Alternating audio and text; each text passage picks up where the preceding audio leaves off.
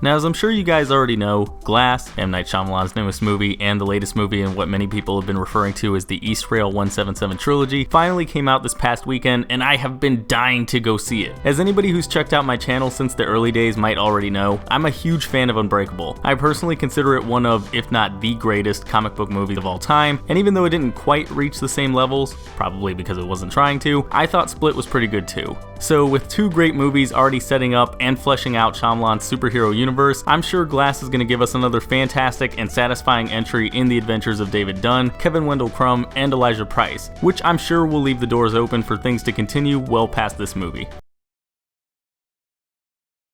Well, that was a load of shit. Okay, seriously, all jokes aside though, I thought Glass was pretty good.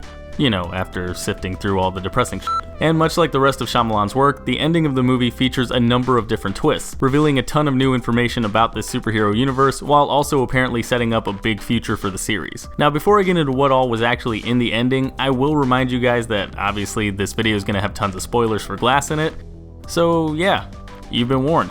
Now, I know this might have been hard to guess, since neither the trailers nor the posters ever mention this, but the movie features returning protagonist David Dunn and returning antagonist Kevin Wendell Crumb being dropped off at a mental hospital after their first fight, which, in true comic book fashion, ended in a tie.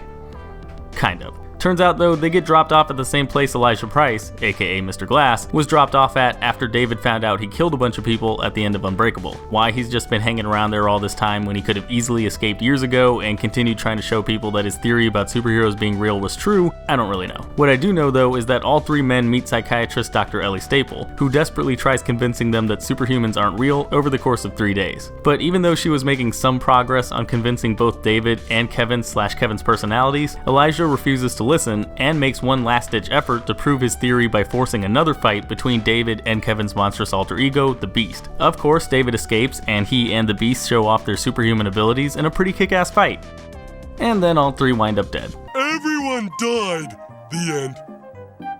Yeah, no, seriously, all three of these guys wind up getting killed off. Elijah's killed over time after being punched in the chest by the Beast, when it's revealed that the same train crash David survived in Unbreakable, something Elijah caused by the way, was the same one that killed Kevin's father. And both David and Kevin are drowned and shot, respectively, by police sporting clover tattoos. Turns out they, along with Dr. Staple, are members of a secret organization who go around covering up the existence of superhumans. They've managed to do it for about 10,000 years, and will keep on doing it after all three of these guys are dead. Or at least they would have, since, in traditional Shyamalan twistiness, we find out that Elijah managed to hack all the cameras around the mental hospital and recorded David's fight with the Beast, with the footage being sent to three people: David's son Joseph, Kevin's former victim Casey, and Elijah's own mother. The three of them later decide to put the footage online, where we see it quickly spreads, and that's about it.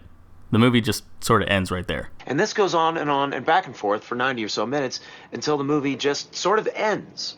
Now, obviously what Shyamalan's trying to show us is Elijah's dreams fully realized. This footage finally proves to the world that superhumans exist, allowing those with abilities to fully embrace who they are and start doing whatever it is they feel like doing with their powers, either saving people like David or killing them like the Beast. This big reveal also, I'm guessing, dismantles the Secret Clover organization, since they were really just all about trying to keep the existence of super people a secret from the rest of society. And now that the cat's out of the bag, there's really nothing left for them to do. Now true, I'm sure some of you guys are probably wondering why they can't just explain away the footage by saying it's fake or from an upcoming movie or something, considering they probably have a bunch of high-level members who could probably convince a large amount of people. But at the same time, think about the paper trail this secret organization probably left behind. Yeah, they probably killed off a ton of super people, but Dr. Staple and other members like her probably also convinced a lot more of them that their powers didn't actually exist. And considering how there's no indication that the organization ever killed anybody who got the surgery Elijah almost got, side note, superpowers in this universe are apparently tied to an abnormal frontal lobe and they almost mess around with his, so why couldn't those guys also come together and help spread the word about people with clover tattoos? On the other hand though, I guess getting outed so quickly could also mean that the Clover Group will be more likely to openly attack superheroes now? I mean, I know Dr. Staples said towards the end of the movie that the Clover Society doesn't just go around murdering everybody with powers, but they've been willing to kill people to cover things up before, so there's literally no reason why they wouldn't just start up some mass murdering. Either way, it doesn't seem like we'll actually ever find out what happens next, given that Shyamalan's gone on record multiple times about how he doesn't want to make any more sequels. About a month ago, Shyamalan mentioned in an interview with Digital Spy, "I don't want to relive stuff and I don't want to be an opportunist. That's not the relationship that I have with the audience, that I aspire to. My aspiration is that they know they're going to get an original thriller every single time. That's where my tastes go, so I'm going to say no right now."